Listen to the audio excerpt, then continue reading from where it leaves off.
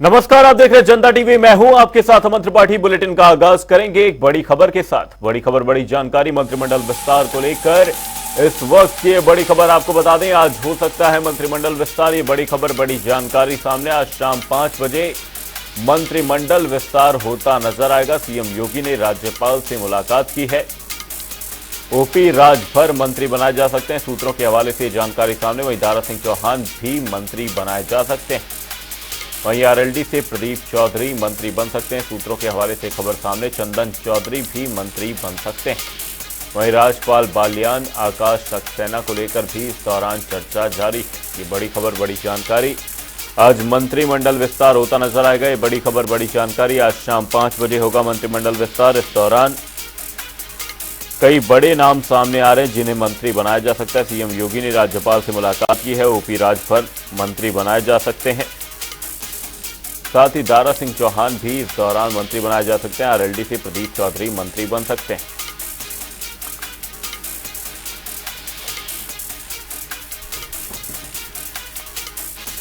राजपाल बालियान और आकाश सक्सेना को भी मंत्री बनाया जा सकता है। ये बड़ी खबर, बड़ी जानकारी सामने।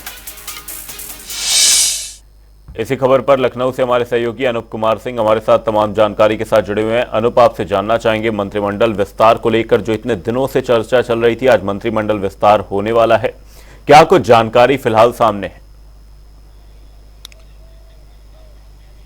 देखिए अमीन, अभी भी चर्चाएं हैं उत्तर प्रदेश पे मंत्रिमंडल विस्तार कब होगा, लेकिन उसका कोई समय नहीं है, ना ही कोई तारीख अभी तक निश्चित की गई है। सिर्फ चर्चाओं का एक विषय है। आज शाम को ही हो सकता है, क्योंकि मुख्यमंत्री योगी आदित्यनाथ इस वक्त गोरखपुर में है। कई कार्यक्रम उनके प्रस्तावित हैं। 4 बजे के आसपास उनका लखनऊ आगमन होगा। उसके बाद ये कयास लगाया जा रहा है कि संभवतः शाम तक मंत्रिमंडल विस्तार हो सकता है। तमाम नामों पर चर्चाएं चल रही थी। हालांकि कल जो आरएलडी के राष्ट्रीय अध्यक्ष हैं जयंत चौधरी, जेपी नड्डा, भारतीय जनता पार्टी के राष्ट्रीय अध्यक्ष से और गृह मंत्री अमित शाह से मुलाकात की थी। उसके बाद जो गठबंधन की जो एक जो तारीख थी, या समझिए कि जिस तरीके से बातचीत हो रही थी, वो उस पर कहीं न कहीं वो मामले साफ हुए। मुलाकात के बाद एक जेपी नड्डा का एक ट्वीट आया था कि 450 पार के आसपास भारतीय जनता पार्टी के गठबंधन समेत इस बार सीटें जाने वाली हैं। कुल मिला के अगर आरएलडी की बात करें तो राज्यपाल बालियान की बात करें, या फिर चंदन चौधरी की बात करें, या प्रदीप चौधरी की बात करें, क्योंकि ये तीनों लोग ही जयंत चौधरी के काफी करीबी माने जाते हैं। ये सूत्रों के हवाले जो जानकारी मिली है आरएलडी से, तो वो ये तीनों लोग इस बार योगी की मंत्रिमंडल में शामिल हो सकते हैं। तो बात करें आकाश सक्सेना की। आकाश सक्सेना चूंकि रामपुर से आते हैं, उस समय जीत कर आए थे, जो भारतीय जनता पार्टी जिस समय आजम खां का किला को भेदने में कामयाब हुई थी, और तमाम जो मुकदमे आजम खां के ऊपर चले थे वो उस पे आकाश सक्सेना का पूरा वहां पर सहयोग था, और उनकी एक लड़ाई भी थी। मुझे लगता है कि भारतीय जनता पार्टी उनको इसका इनाम दे सकती है, वो भी मंत्री पद की शपथ ले सकते हैं। ओम प्रकाश राजभर से पहले ही एनडीए का गठबंधन जब हुआ था, समझौता हुआ था, उस समय सीटों को लेकर, उनको खुद मंत्री बनाने को लेकर जो बात हुई थी, वो हालांकि काफी लंबा समय हो गया, लेकिन अब वो समय नजदीक है जब ओम प्रकाश राजभर शपथ लेते नजर आएंगे। दारा सिंह चौहान चूंकि घोसी से समाजवादी पार्टी के विधायक थे, वहां पर विधायकी पद छोड़ करके भारतीय जनता पार्टी यानी एनडीए में शामिल हुए थे, लेकिन उसके बाद चुनाव हुआ, बहुत अच्छे परिणाम नहीं रहे। दारा सिंह चौहान वहां से हार का सामना करना पड़ा, लेकिन जो एमएलसी की सीट थी डॉक्टर दिनेश शर्मा की, वो उस पर उनको जगह दी गई, और दोबारा इनको भारतीय जनता पार्टी ने उनको एमएलसी यहाँ विधान परिषद भेजा। तो कुल मिला के उनका भी जो भारतीय जनता पार्टी ने वादा किया था मंत्री बनाने का, वो भी इसी मंत्रिमंडल विस्तार में पूरा हो सकता है। बिल्कुल अनूप, अभी फिलहाल ये सिर्फ कयास है कि मंत्रिमंडल विस्तार होता हुआ नजर आएगा। बहुत बहुत धन्यवाद तमाम जानकारी के लिए। ओपी राजभर समेत तमाम मंत्री बनाए जा सकते हैं, सूत्रों के हवाले से खबर सामने। रुक करेंगे अगली खबर की ओर।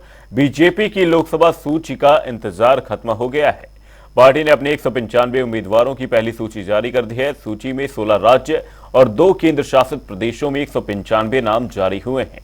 पहली सूची में पार्टी 34 केंद्रीय मंत्रियों को लोकसभा के रण में उतारती नजर आई है। वहीं सूची में 28 महिलाएं, 27 एससी, 18 एसटी, 57 ओबीसी उम्मीदवारों के नाम शामिल हैं। 50 साल से कम उम्र के 47 युवा कैंडिडेट्स को बढ़ावा दिया गया है। पीएम मोदी तीसरी बार वाराणसी से तो केंद्रीय गृह मंत्री अमित शाह गांधीनगर से लोकसभा चुनाव लड़ेंगे। मध्य प्रदेश के पूर्व मुख्यमंत्री शिवराज को विदिशा से, त्रिपुरा के पूर्व सीएम विप्लव देव को त्रिपुरा पश्चिम और असम के पूर्व सीएम सर्बानंद सोनोवाल को डिब्रूगढ़ से टिकट मिला है। लोकसभा अध्यक्ष ओम बिरला अपनी सीट कोटा से फिर चुनावी मैदान में होंगे। केंद्रीय मंत्री स्मृति ईरानी को एक बार फिर पार्टी ने अमेठी से चुनावी मैदान में उतारा है।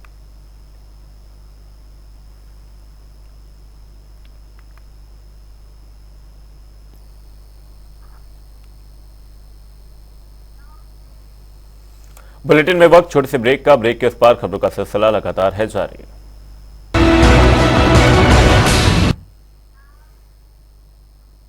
ब्रेक के बाद आपका स्वागत है। आप देख रहे हैं जनता टीवी। योगी सरकार के जरिए संगम नगरी प्रयागराज में एआरओ पेपर रद्द होने से छात्रों में खुशी की लहर उमड़ पड़ी और छात्र जश्न मनाने लगे। साथ ही उन्होंने सीएम योगी आदित्यनाथ को धन्यवाद देते हुए कहा कि सरकार ने हमारी मांगों को सुना। सरकार को धन्यवाद। आरओ पेपर लीक होने का मामला जहां गरमाया था और छात्र लगातार आंदोलनरत थे और ऐसे में जनता टीवी ने खबर प्रमुखता से दिखाई थी। अब ये बताइए, पेपर रद्द हो गया है, किस तरह से आप लोग में उत्साह है, क्या कहिएगा? हम लोग शुरू से 13 तारीख से आंदोलन कर रहे हैं और हम लोग की जो मांग थी, हमारी मांग मानी गई। हमारा पेपर रद्द हुआ। हम सोचते हैं कि जल्दी से जल्दी एग्जाम डेट देके और निष्पक्ष तरीके से एग्जाम कराया जाए।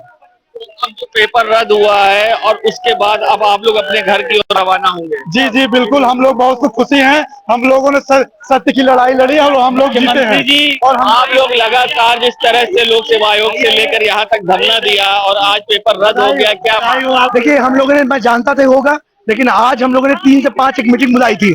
वह मीटिंग समाप्त होने के साथ ही जो एलआईयू का इनपुट रहा, मुझे लगता है कि शासन तक पहुंचा और तत्काल योगी जी ने उसका निर्णय लिया।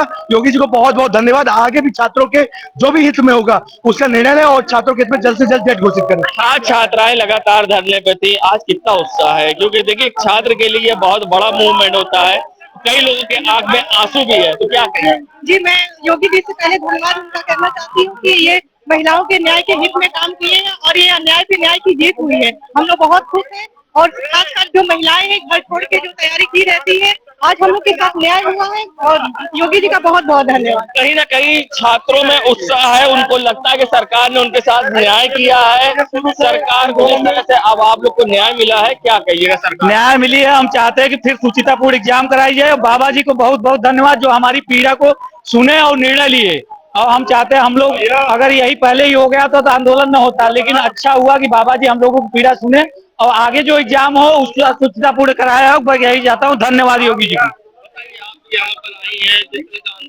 क्या कहिएगा सरकार के फैसले को?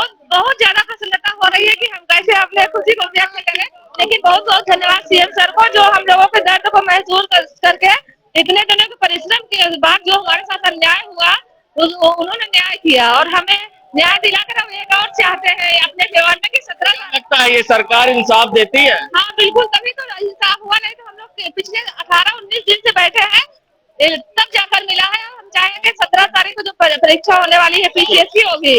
और लोगों से बात करेंगे। आप लोग यहाँ पे धरने पे थी, अब सरकार ने न्याय दिया है, क्या लगता है सरकार के बारे में? सरकार को हम बहुत बहुत धन्यवाद देना चाहेंगे जो मुख्यमंत्री जी ने इसको निरस्त किया, लेकिन हमारी एक और आग्रह है कि पीसीएस का जो प्री का है ना एग्जाम, उसको पोस्टपोन कर, क्योंकि धरने की वजह से हमारा समय बहुत जाया गया है, इसलिए हमारी पढ़ाई नहीं हो पाई है। तो इसलिए इसको ध्यान में रखते हुए पीसीएस का कुछ समय हमें दे दें, जो 17 को परीक्षा उसको थोड़ा पोस्टपोन कर दें। हम यही चाहते हैं। छात्रों में उत्साह, मगर कहने के पीसीएस का आगामी पेपर है उसमें थोड़ा सा समय दे दें जिससे कि उनको समय मिल पाए और फिर से वो तैयारी कर सके। आपको हम दिखा रहे हैं छात्रों में किस तरह से उत्साह है। यहाँ पर छात्र एकत्रित है और आज अपने गंतव्य के लिए रवाना होंगे। आज जो आप लोग अपने घर के लिए रवाना होंगे, पेपर रद्द हो गया, क्या कहिएगा? पेपर रद्द हो गया, इसके लिए हम सरकार को और आयोग को बहुत बहुत धन्यवाद देते हैं और हम लोगों की मेहनत रंग लाई। छात्र एकता मेहनत लग रही, इसमें सब लोग बहुत सहयोग किए, प्रशासन सरकार सबने सहयोग किया। देखिए, जिस तरह से छात्रों में उत्साह है, आज अपने गंतव्य अपने घर के लिए रवाना होंगे, मगर कहीं ना कहीं छात्रों में जिस तरह से उत्साह है और वो सरकार से संतुष्ट दिखाई दिए हैं और उन्होंने सरकार की सराहना करी है और सीएम योगी आदित्यनाथ को धन्यवाद भी दिया है। जनता टीवी के लिए सैयद मोहम्मद आमिर, प्रयागराज। बुलेटिन में फिलहाल के लिए सिर्फ इतना ही। कहीं जाएगा नहीं। जनता टीवी पर खबरों का सिलसिला रहेगा जारी। तब तक के लिए नमस्कार।